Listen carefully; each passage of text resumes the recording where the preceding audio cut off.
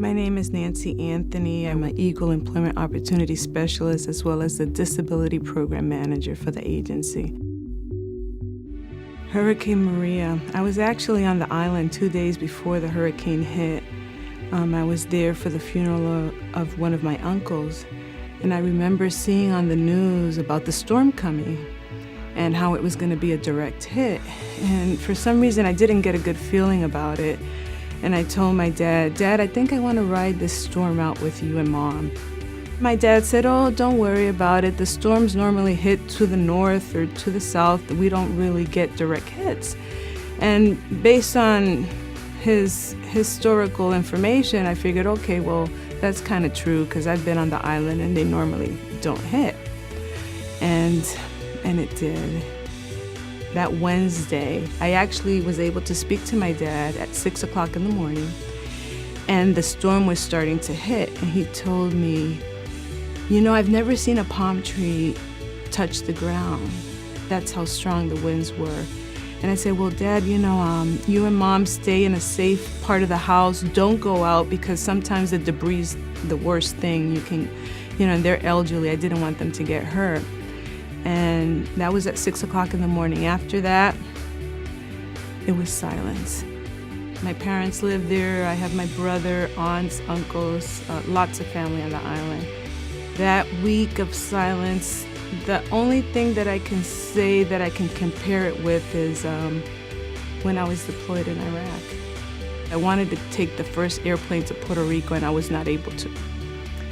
So being unable to hear from them or go there and do something was horrible. And it was very, very difficult.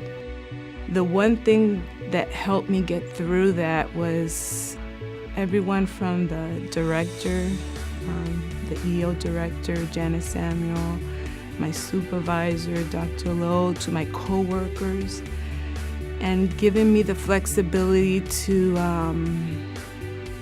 do what I had to do because I was preparing. Because the first opportunity that I was going to get to go to the island, I was on that plane.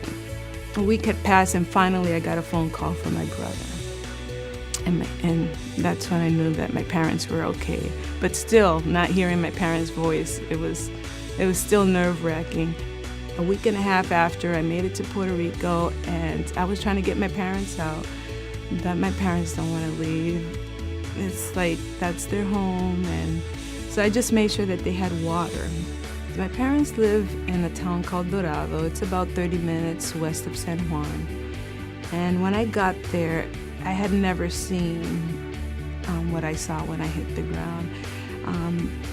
It looked as if a bomb had hit. There was no leaves on the trees. I had never seen it, very desolate.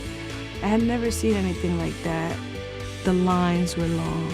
It was just a horrendous sight to see people in their 80s and some reaching 90s waiting in lines for 6 hours. I said, I'll do that. I'll be the person in line waiting to get my family what they need.